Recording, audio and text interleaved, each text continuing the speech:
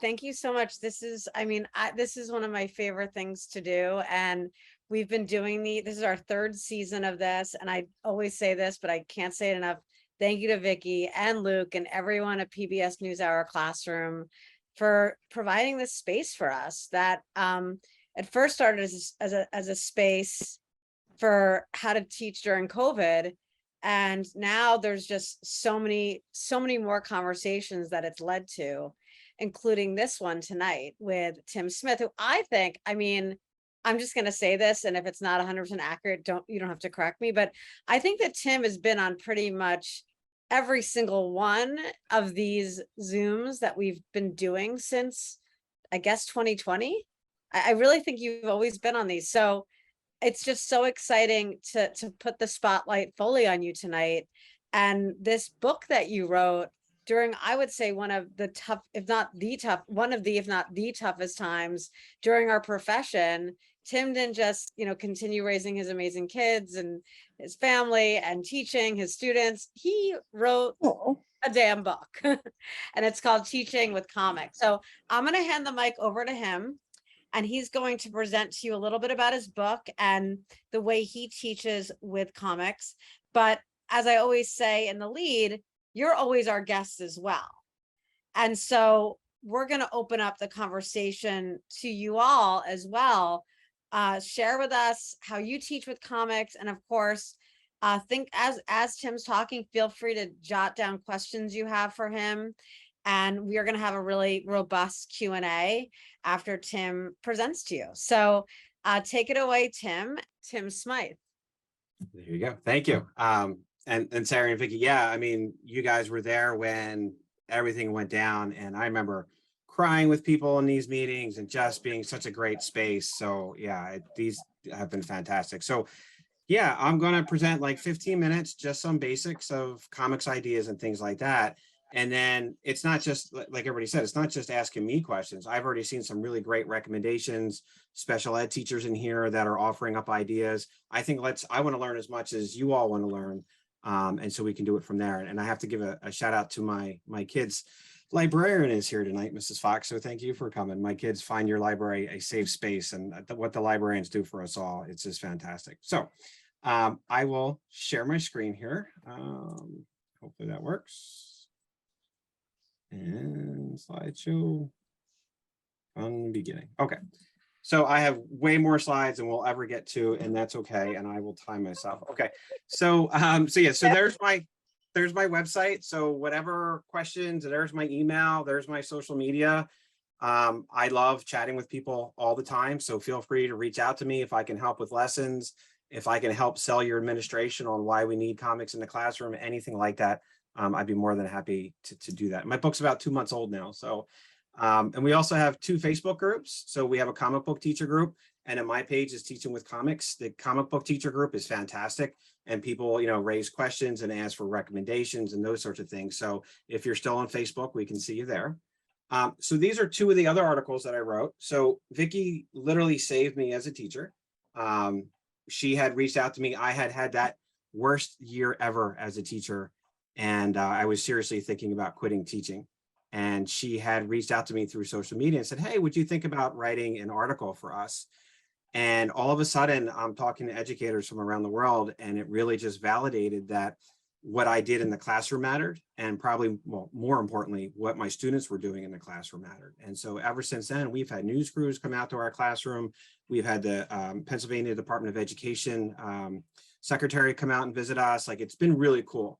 And so I'm always forever grateful for the experience here. So if you can, with that link, reach out to your stories, let Vicky know, and share your voice, because we need to really inspire that next generation of teachers. So why comics? So my son, Liam, has this really rare form of meningitis, and he's got a lot of things that work against him, a lot of pain and things like this. And so he was termed a reluctant reader in kindergarten, of all places. And it was comics that made him want to read. So I won't get all into that detail, but why would we not? He wanted to read them. He wanted to challenge himself. And so I went back to college to get my master's degree as a reading specialist. And, I use hip hop, I use comics, the things that I'm passionate about, that passion then translates over to the students, and it's been a really fantastic experience. So this is my little reluctant reader here. He's now in 9th grade. New Kid is the first graphic novel to win the Newbery Award, which is fantastic. Uncle Jerry, as we call Jerry Craft, is a fantastic human being. And just, so of course his graphic novel has now been banned in several districts and things like that, which is just helps with the sales. But my son says here, I was also a new kid in a new school, and I felt some of the same feelings Jordan did. We can't judge people so much. Jordan was brave like superheroes. Doesn't matter what color we are or how much money we have, be human. So my son literally saw himself in this book, and he's read it, I can't even tell you how many times.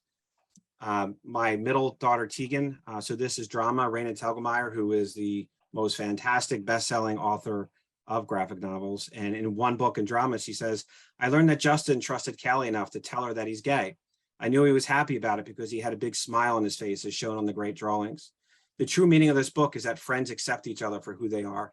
I also learned that girls can build and fix stuff and to always challenge yourself. So again, my kids are literally seeing themselves on these pages. DC Comics has a fantastic YA series of all different titles. And this is my oldest daughter, Charlotte. And she says about this Raven book, I love the way this book showed her as a girl, someone around my age, dealing with some of the problems I go through. Even though she has supernatural powers, this book makes it a whole lot easier to understand her experiences. With Raven's thoughts and feelings shown in the bite of a lip, an arch of an eyebrow, a slouch of her shoulders, and a slight wince of her eyes. And the book conveys a message of finding yourself, along with allies that support you through the journey. So I wanted to share these because a lot of times people, not a lot of times, but sometimes people haven't read a comic since they were a kid, and they don't understand the depth of comics and graphic novels now and the things that are available that are out there. And if nothing else, if I can get you to go to a comic book store in the next week or 2 or 3, really you should, and kind of just see what's available. I was lucky enough to work with the US State Department, pinch me, in a international program using comics to teach educators about American culture and about the English language. And I really learned so much more from them. We made comics together, and we really found out that through them and their kids, we were all going through COVID together.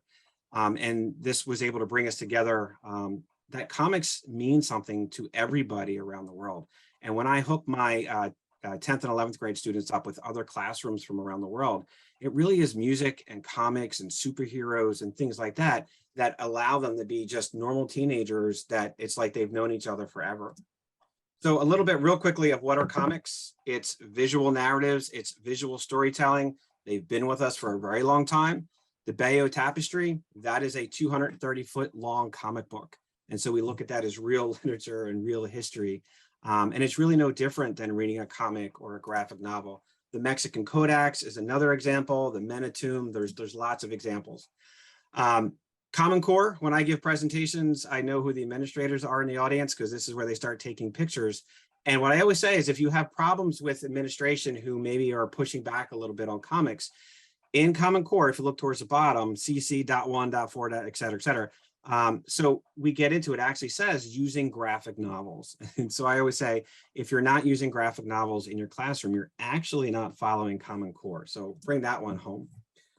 Here was a study that was done where we see the higher level of vocabulary that are present in comic books. And so this is a study that was done. So there's all this information, but look what happens when Jarrett Lerner turned it into a visual literacy, when you turn it into a graphic. So the same information from all those sentences, boom, right here. And look how we take away from this. And I have this poster in my classroom. Comic books average 53 rare words per 1,000. Adult books are less than that. And that has a lot to do with the built-in scaffolding where we can make sense of the words because of the visuals, but also because you only have so much space for the words. And so you have to be choosy of what you do. So comics are 21st century reading before we even knew what that was. We jump around on a comic just like we do when we're reading online. It's visual literacy, it's hypertext reading, it's multimodal, it's emotionally engaging, it's deep and close reading, analytical writing when you make comics. They're loved around the world. Of course, they're high interest, built-in scaffolding for struggling readers, emerging readers, autistic readers, ELL or ESL readers, readers with dyslexia, et cetera, et cetera. They take away the hurdles that sometimes are in front of kids when you give them a textbook or you give them something that maybe might intimidate them. And then we can move on, or then we can add to, and then we can. So comics are just one tool in that literacy toolbox. So I'll just show about maybe three more slides, and then we'll get to where we can talk together. So this is annotating. This is what I have my students do. This is interacting with text, and it's the same skills that they do when they read a comic book. They're taking a look at the images. They're asking questions. They're putting their own personal interpretation on that. When we pick apart political cartoons on exams, you can see how my students are doing exactly what a good comic book reader would do. And they're really looking at the images. They're adding in their personal opinion about it, their interpretation, and then they're writing, in some cases, essays. This ties into social media and media literacy and where our BS meter should be when we see certain things. And if our kids are bombarded with images all day, and if we teach them to slow down and really take a look at what's going on here, it really is a battle that we need to help these kids with. And so that's just one example. All these different examples. I've used comics in my AP courses. I've used them in preschool. My wife and I actually, humble brag, but my wife and I used my book this summer to teach a course at the University of Pennsylvania, using my book as the central text for graduate level coursework with educators. And so comics are Ivy League. I mean, it really is, it's been such a powerful journey. And so that's just some of the things that we've done with it. And then of course, the beauty about comics is not only do we understand deep information from the Communist Manifesto, but you've also got Karl Marx kicking down the door and saying, I kick ass for the proles, right? So there's that engagement piece of it too. And so all these other examples, reading Olympics, the books that we're reading, and different recommendations that I'm happy to talk about. I'm also a Project Lit advisor, which is a fantastic book club for students across the country. And there's a lot of graphic novels that we read. And just there's comics literally for everything, for music, for language arts, and the different interpretations. And so we can literally see ourselves in these comics. It doesn't just have to be white characters. It can be a sci-fi version of Romeo and Juliet. Artwork, how are things made? How do we design things? How do we take a look at different interpretations of famous paintings? Science, great things. If you are teaching science or STEAM or STEM, this First Woman comic, I've done a little bit of talking with NASA. If you go into the App Store and you search for First Woman, you will get this comic for free. You can read it online for free. It's in Spanish for free, and it has all kinds of virtual reality options. And it's this idea of the first woman of color going and landing on the moon, which of course is going to happen in the next moon launch in a couple of years. And my daughter was in 6th grade the first time she read this. I couldn't get my phone back from her. And she said to me, she's like, wait a minute, Dad, you mean there hasn't been a woman on the moon yet? And so just that high level of engagement, math, all those sorts of things. So I'm going to stop here because I'm going to go on forever. So let me stop sharing. There we go. I was mesmerized and I wanted you to keep going. And I think, and I think that just is a testament to how, like, there's so many different avenues and layers and rationales for why, how and why teachers should and can be using graphic novels in their teaching. And something that just percolated with me that I hadn't made the clean connection with yet, that you did such a good job with, is just this idea of kids are bombarded by images every day. And it's our job to help them make sense of that, right? Can you elaborate on that a bit? Because I think that's so important. It's something that administrators who might poo-poo reading graphic novels, I think that's, aside from highlighting the common core, that's also so important. Can you speak to that a little more? Yeah, and I don't have the studies in front of me, but I have a couple in my classroom where I share to the kids. I'll ask them, like, how many images do you think you're exposed to every day? And it's like 100 times more than they ever would even have imagined, and they don't even remember. And when we see them drooling over TikTok because their minds are shutting off, and so I bought a special cord for my classroom where we can hook the kids' smartphones up to the smartboard. So when they're talking about a video or they have a question about a video, I'm not afraid of that. We'll throw it up there and we'll start to take a look at, all right, who posted it? Why did they post it? Let's slow it down. Let's pause it. Let's take a look at the images, the same exact skills that I shouldn't say train, but I show my kids how to use in the beginning of the year because I start my classroom with comic books. And I don't teach a comic book course. It's just that I use comics along with all those things. And it is my highest level readers who struggle with comics the most. They're not used to them. And so we also have to teach them how to read comics, just like we have to teach them how to read anything else. And it does, all of a sudden they start to notice things. Like we know when we read in a text, good readers stop and they reread and they go back, but comic book readers automatically do that. They're going around the page and they're looking at all the different interpretations and the visual evidence. And that makes me think about, lateral reading, which is something, vertical versus lateral reading, which is just so important to teach young people now more than ever. And I love how comic books train their eyes that way, right? Vicky wanted to jump in really quickly because we have someone who just joined us who we'd love to bring into this Surprise conversation. guest for Tim Smyth, and he's smiling now. So I just want to say, Tim, what has moved all of us, I think, is your identity, the way you talk so frankly and honestly about how comics has affected your life, has affected your identity and who you are. You have shared with me something so special, that comics saved your life. And I hope it's all right that I shared that. I was on the phone with this very special guest whose name is Vincent Schilling. He's here now. Hi, Vincent. Wave. You could wave to us.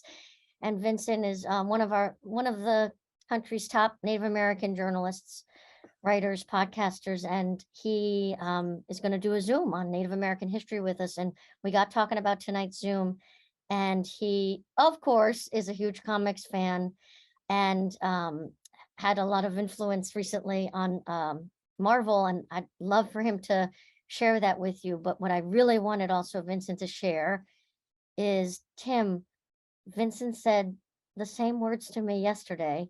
I've followed him for years on Twitter, and to talk with him on the phone and have him say that comics saved his life as a boy, as a young teenager. So I said, Vincent, we gotta bring you on the Zoom because you gotta meet Tim Smyth, and we also wanted you to meet the rest of our educators. But I thought you guys could you could share a little bit of your story, Vincent, and we'd love to hear from you. And Tim, meet Vincent, who's a fan, and you maybe didn't even know that. Hey, I'm worried. Is my mic okay? I didn't have a chance to. Okay, it good. is. You sound great.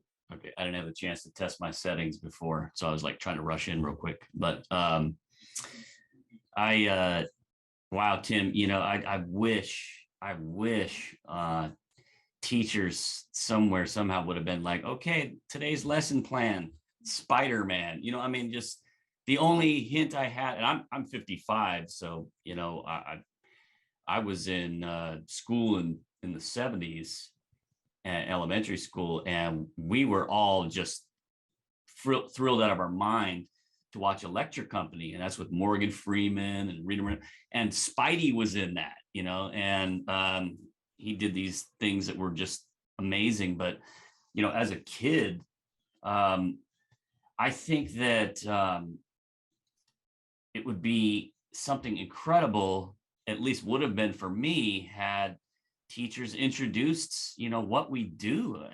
I realize it's not for everyone, but I sure as heck would have loved a lesson plan that was more about some comics here and there, But I come from the days of Chris Claremont, and he was contributed to Marvel, huge contributor, and he created the New Mutants. And for me, as a Native American kid, seeing, the New Mutants, which was his really strong diversity effort, which was Danielle Moonstar, who was a Cheyenne superhero. And then, so he was really trying to introduce some really incredible diversity. So there was 2 wins for me. Here I'm a little Native kid, and I literally grew up on Compton Boulevard off of Crenshaw. And my days, so many, and I'm talking hot summer days, were spent reading X-Men, Spider-Man, going to the comic book shop, getting my bike stolen many times, going to the comic book shop, And it was just something that really resonated with me. And when I say it saved my life,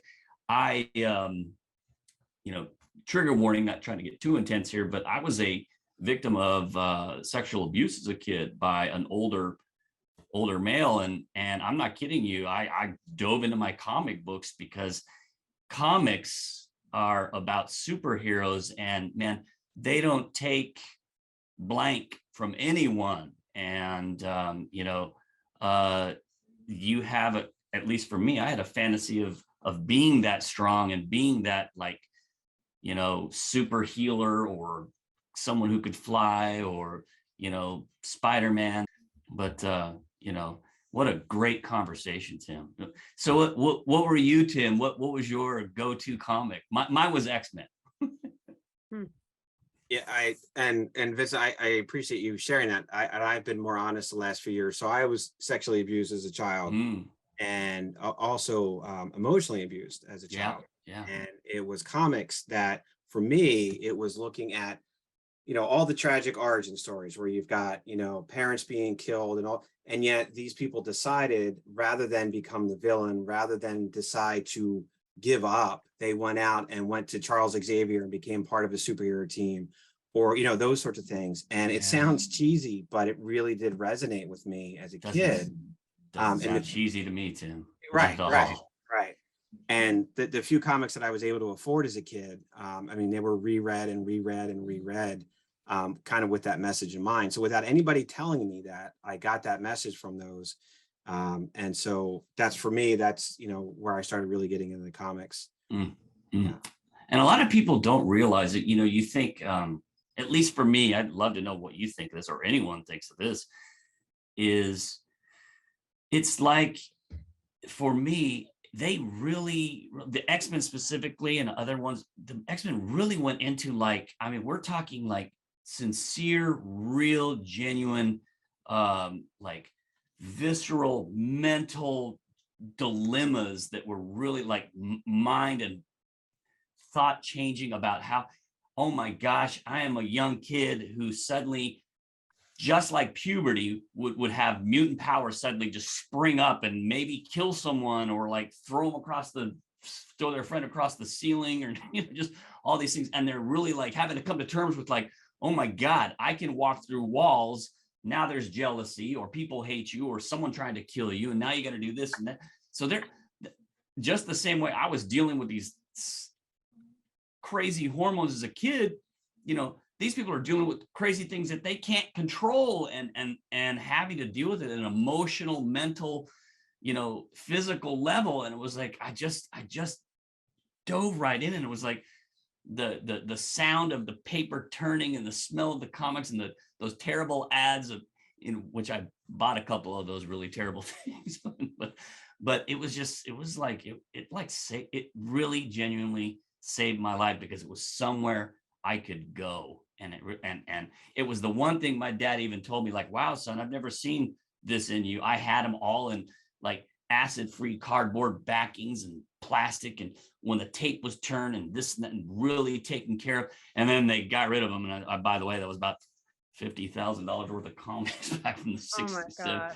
It just kills me. I think about it all the time. I'm gonna bring it up right now again, Mom and Dad. Wow. I just love hearing Vincent, thank you so much for jumping in. And Thank you for asking me to come. Yeah, and I can't wait for, we'll tell everyone when our Zoom with you is going to be. For me, I was telling Vicky, I probably did read comics when I was younger, but they did, for whatever reason, they didn't follow me into my adulthood. And so this conversation right now, I see my students are very into comics, and it's making me think about how I need to integrate it more. So I'm like I see everyone talking about comics, and it's like a different language to me, which is very humbling, because I like to know things, but I don't know. I know Black Panther, obviously.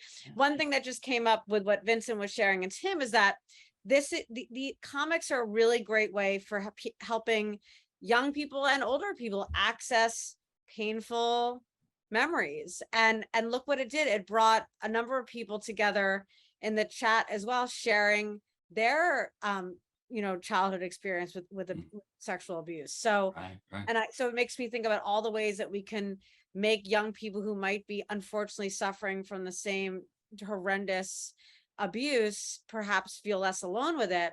And I think the bigger topic here is identity. And that's something that, well, that's another Zoom. In some places, they don't want us teachers addressing. But I know that I and any social studies teacher and English, any teacher in this Zoom tonight are really emphasize the single, not emphasizing the single story, whether you're talking about America or looking at anything, really exploring the multiple stories that make up America, let's say.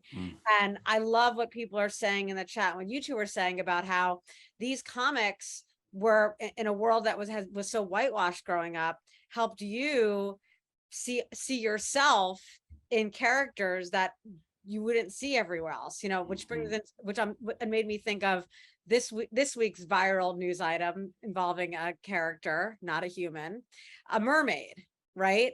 And the debate over A black Ariel. a black mermaid, right? Like, dear God, right? With all the problems in the world. And it makes you realize how important these characters are actually, even to people who you wouldn't expect to care, right? And suddenly they care, I wonder why, ... Jean brought up something, because Jean is an amazing librarian who joined us all the time and has been a guest. I'd love for you to share something you just wrote at 7:32 p.m. I'm going to read it back and then you can elaborate. You said, that's why I took the premiere of Black Panther and the world of Wakanda so seriously. It's that affirmation of identity that comics gave a lot of us. R.I.P. Chadwick Boseman, of course. Jean, can you elaborate on that? Because I think it really draws on that theme of identity and why these comics help so many people. Sure. I'm a old school blurred. I've been loving comic books my entire life. It's part of my identity as a librarian. Actually, I will be speaking at the Journal of Joint Librarians of Colors Conference, and about this very topic, blurs and comic books, and how it has affected our lives. And I talk about Wakanda and Black Panther. And we have the sequel coming out, Wakanda Forever, in November. I have to say that just because it is that important to me. I saw myself. I saw my identity. I saw bits of cultures, my culture and history, ancestors that I never had an opportunity to learn. It was like a history textbook of sorts on cultures and patterns and identity and strength and leadership and creativity that I never saw like in the everyday, what was included in coursework at school.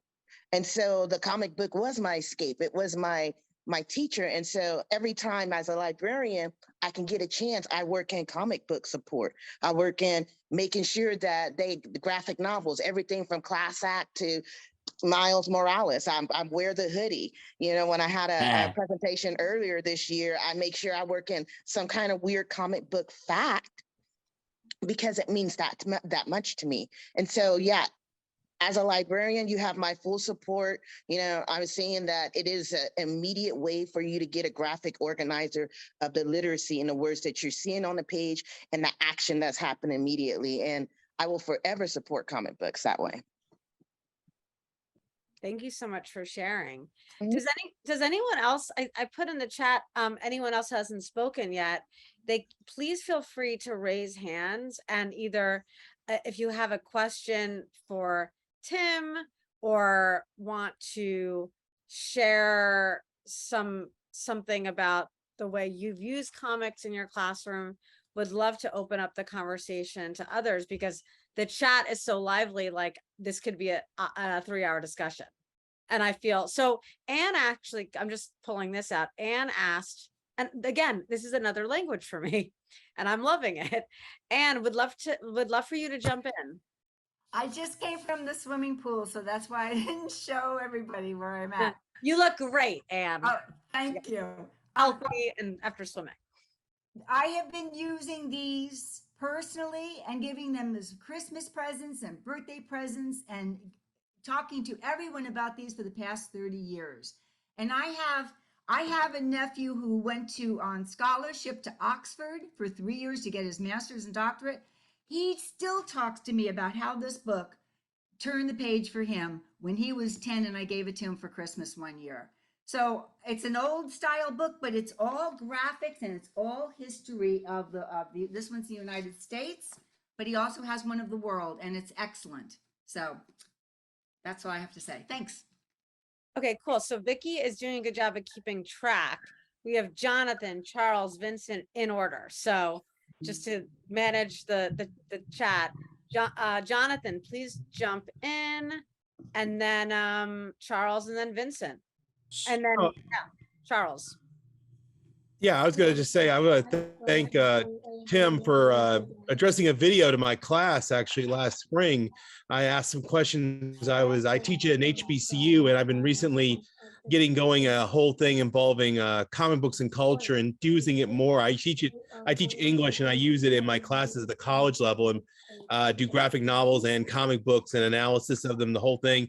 And Tim was very gracious to share his time and respond to that video. So I wanted to thank him personally for that. So thank you.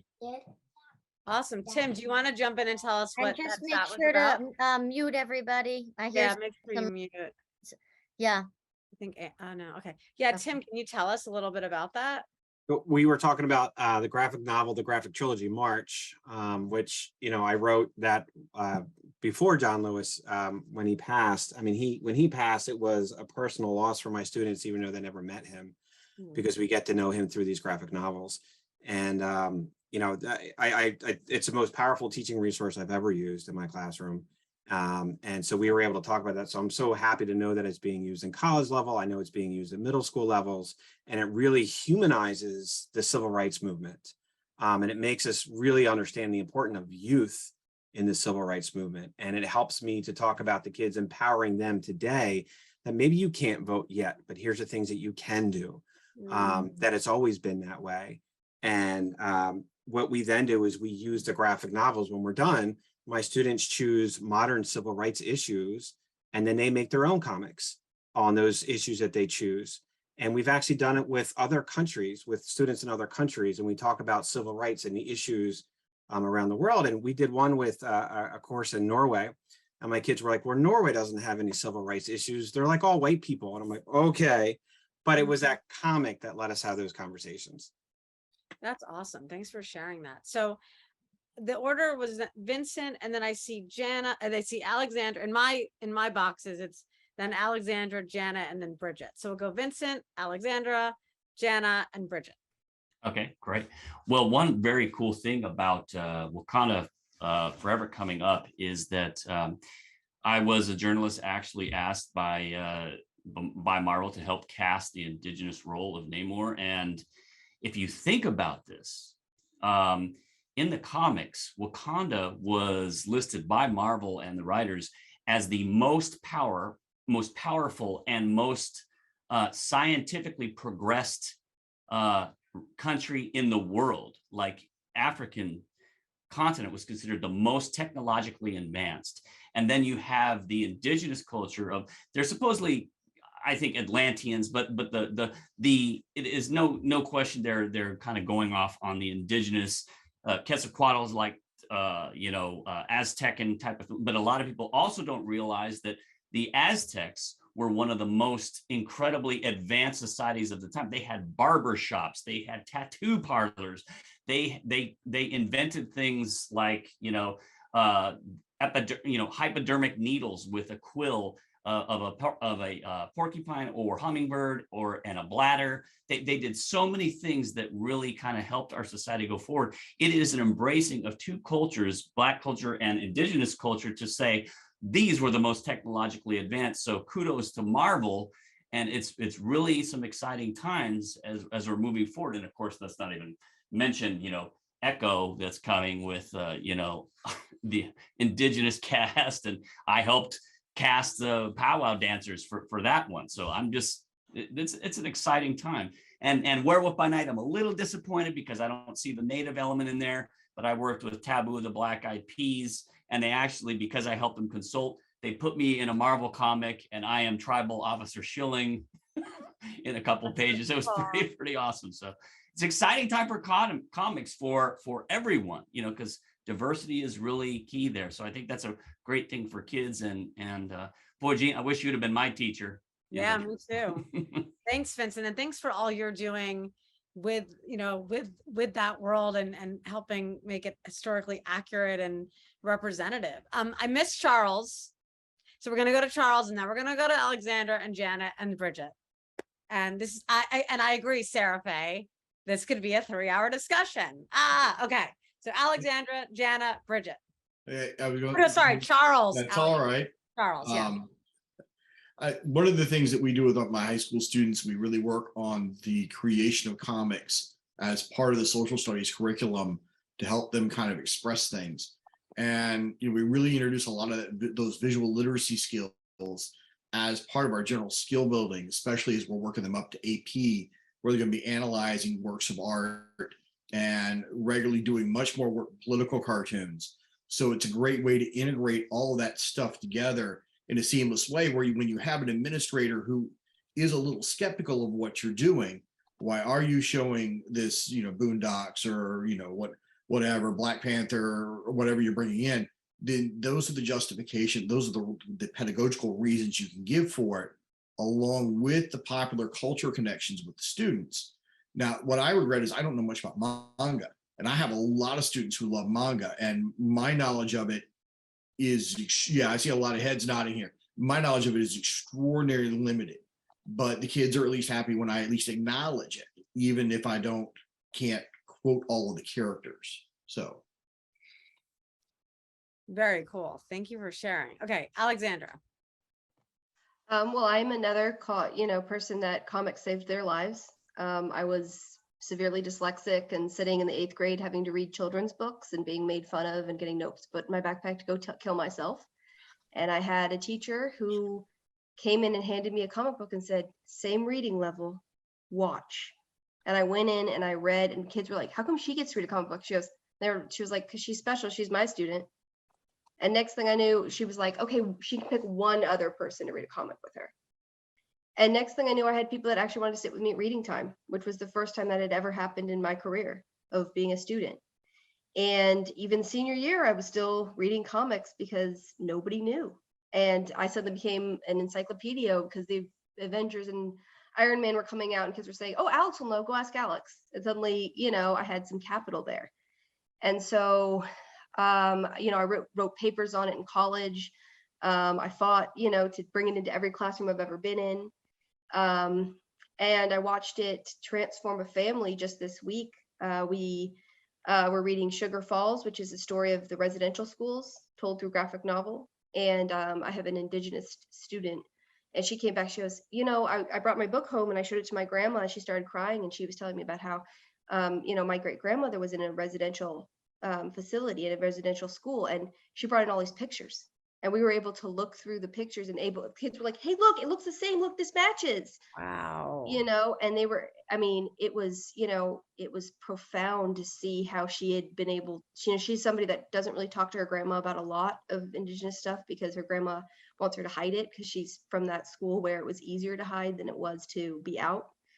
And her grandma she even called her grandma on the phone, was like, look, grandma, like everybody loves it. And her grandma was like, that's just so different from me, Miss Ladoff. I was like, it's a different world. Like, this is a world where we're embracing and we're loving and we're seeing how glorious it is, and seeing, Echo, and seeing, all these things. And this little girl, I had her last year, and like me, she's profoundly dyslexic. And she said, Miss Ladoff, I'm going to make it through the whole Echo book by the end of the year if it kills me. Wow. She sat there, and every day sounding out every single word for hours until she was in tears. She'd be like, this is enough. I'm in tears. I need to stop. I'd say, okay. Then she'd go, the next day she'd go over, she'd take it out. She'd sit down next to me. She goes, let's do it again. I'd say, okay. And now she's reading an entire grade level higher. And I really think it was just because she saw herself in this little girl. And, it's just like when I was handed that Wonder Woman comic, and I said, if she can go through it, I can go through it. Bring it on, whatever you have to say. And now I do a project at the beginning of every year where I give the kids a blank sheet that's a set of comics. And I said, every person has a superpower. Our powers are that we think differently. Our powers are that we have special features that nobody else gets to have. And the kids explain their disability as a superpower through the pages of these comic books.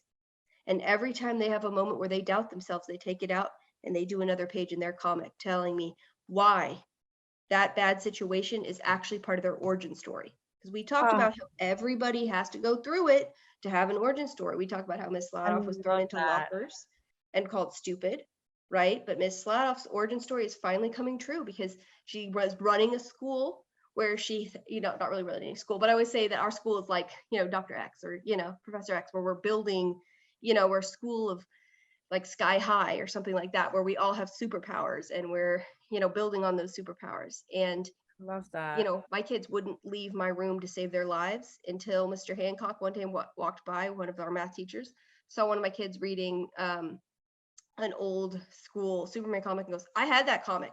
And I was like, yeah, that's mine. I brought it in my comic collection. He was like, no. Like I had that. Can I sit with you and read the comic? And she was like, yeah. And so he sat with her the entire prep and read the comic out loud. Wow, that's amazing. Wow. Thank you, Alexander. And it changed her life. Incredible. Now she goes out and she goes and eats lunch with Mr. Hancock and some of his students. And it's the first Oh time my God. she's ever been outside of her room. Thank you so much for sharing all of that. I just want to make sure we get to the other people, but again, I keep getting goosebumps hearing all of this. And I'm so glad we're recording this because I think people need to hear this because you guys are connecting the dots with not these really concrete in these really concrete ways with like specific students that represent so many kids who could go through school and have an extraordinary experience and feel a part of it just if they use comics, right? So Jana and then Bridget. Hi, so I think I might work with a, excuse me, much younger population than most of you. I work with preschool through fifth graders. I work in a public education elementary school with a self-contained program. So these are students with significant needs. Most of my students are autistic. A lot of them are English language learners. And so the range of support that we provide is extraordinary. We have students that are reading well above grade level. We have students that do not recognize the letters in their name. So the use of comics is a built-in differentiation because the kids that use the pictures to rely on can talk about that. The kids that need to point to answer can do that. The kids that really decode and I need to redirect to make sure that they're taking into account everything can use that. Like it really calms down on lesson planning, like it really cuts down on lesson planning because so much of it is built in right there. And so it's an extraordinary medium through which we can meet the needs of many students at once, in addition to also what everyone else talked about, representation, meeting them as individuals in addition to groups. So it's been really, really extraordinary. I am somebody who found comics later in life. I love hearing all these stories about everyone that, learned to read with them, but I will be honest, I was unfortunately one of those snobs that thought it wasn't real reading. And then later on, I was absolutely happy to eat all of the crow, every flock of crows there is, to find out that it is just this extraordinary tool with depth. And my very favorite comic is The Arrival with not one single written word in it. It's extraordinary. You could teach at kindergarten through postdoc and get a different lesson every year. So thank you so much for doing this. And Tim, thank you for your incredible online presence because that's what brought me here to this. And it's what's, increased the depth of my lesson plans and your book also. So thanks. Amazing. So we're going to go to Bridget and then we're going to go back to Tim, who, again, Vicky's holding up the book. Without Tim's passion for this and his platform, he really generated an amazing conversation tonight, and he continues to online and everywhere else. So Bridget, and then want to go back to Tim to put a loop on this. So hi, everybody. My name is Bridget. I'm a middle school librarian. In fact, I'm Tim's kids' middle school librarian, his lovely children. I'm fortunate enough to work with them. And I just wanted to echo, well, first I wanted to thank Tim and PBS for putting this together because it is a lot of powerful stories, but I wanted to echo what today I had to yell at the kids after I fixed the graphic novel section because they all came in and messed it all up again. It's like vultures on roadkill with the stinking graphic novels. But the coolest thing I think is, they'll go to the Flash, they'll go to, the Dragon Ball Z, but then I have somebody check out a graphic novel on the Civil War that, wouldn't have read about the Civil War, or I have them reading about Japanese internment camps or the civil rights or Hurricane Katrina. Or my favorite, which is Persepolis. And when I try and book talk back to ninth grade, I'm like, yeah, it's about the fall of the Shah of Iran in the 1970s. You'll love it, right? But then when you start talking about it and showing them the images, then they do love it, and then you've made a believer of them, and they didn't even know that there was a Shah in Iran.